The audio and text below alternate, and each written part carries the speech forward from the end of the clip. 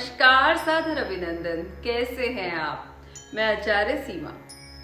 हमारी जो संस्कृति है ना, वो बहुत ही लॉजिकल है। इसका हर रिचुअल, हर परंपरा हमारे वेल बीइंग को ध्यान में रख के ही बनाई गई है। अब जैसे आज का टॉपिक एक लेते हैं। आज हम बात करेंगे ब्रह्म मुहूर्त में उठना। मैंने देखा है कि नॉट जस्ट हमारे रिलीजन या हिंदुइज्म में, बल्कि इनफैक्ट सभी रिलीजन्स में ब्रह्म मुहूर्त में उठने को बहुत ही शुभ माना गया है। इसका बहुत ही महत्व बताया गया है। ब्रह्म मुहूर्त यानी कि सुबह 3:30 या 3:40 से लेकर के 4:15 बजे का जो टाइम या 4:30 बजे तक का जो टाइम होता है ना, उसको ब्रह्म मुहूर्त माना गया है। तो आज हम इसी बारे में बात करेंगे कि ऐसा क्या खास है इस टाइम में, ऐसा क्या खास है ब्रह्म मुहूर्त में, या यूनिवर्स में ऐसा क्या खास होता है इस समय जो इसको इतना इम्पोर्टेंस मिलता है। तो आइए जानते हैं। हिंदू स्क्रिप्चर्स के अकॉर्डिंग ना, हमारी जो रात है वो 4 पार्ट्स में यानी 4 भाग में डिवाइड की गई है। रात्रि के 4 प्रहर माने जाते हैं।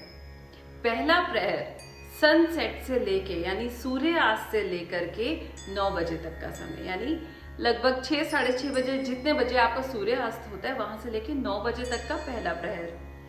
फिर 9 बजे से लेकर के 12 बजे तक का दूसरा प्रहर, 12 बजे से लेकर के 3 बजे तक का तीसरा प्रहर, और 3 बजे से लेके सनराइज तक यानी कि लगभग 6 बजे तक का जो समय होता है वो अंतिम प्रहर, जिसको मनोहर काल कहा जाता है। और इसी को हम ब्रह्म मुहूर्त भी कहते हैं। इसी में हमारा ब्रह्म मुहूर्त भी आता है। तो जो ये समय होता है, जो सुबह 3 बजे से लेकर के 6 बजे का समय होता है, जो रात्रि का अंतिम प्रहर होता है, इसे बहुत ही पावरफुल माना गया है। और वो इसलिए क्योंकि ऐसा माना जाता है कि इस समय पे पूरे यूनिवर्स में सबसे ज्यादा कॉस्मिक एनर्जी होती है। इस समय पे पूरे ब्रह्मांड में सबसे ज्यादा ऊर्जा का संचार होता है। दूसरी बात, ये तो हम सभी जानते हैं कि पृथ्वी सूर्य के चारों तरफ चक्कर लगाती है। अब जब सुबह सुबह यानी ब्रह्म मुहूर्त के समय या उसके बाद सूरज की जब सबसे पहली किरण पृथ्वी पे पड़ती है ना, तो सूर्य की किरणों में जो उसके चार्ज पार्टिकल्स होते हैं, उसकी वजह से अर्थ पे एक बहुत ही स्ट्रॉन्ग, एक बहुत ही पावरफुल मैग्नेटिक फील्ड क्रिएट होता है, जिसकी वजह से हमारी बॉडी और हमारे माइंड में कुछ केमिकल चेंजेस होते हैं। हमारे ब्रेन में जो पीनियल ग्लैंड है, वो एक मेलाटोनिन नाम का एक हार्मोन रिलीज करता है, थोड़ा एक्सेस में रिलीज करता है। अब मेलाटोनिन करता क्या है? मेलाटोनिन हमारे माइंड को स्टेबल करता है, स्टेबिलिटी आती है और शांत रहता है। शांत रहने की वजह से हमारा कंसंट्रेशन लेवल बढ़ता है।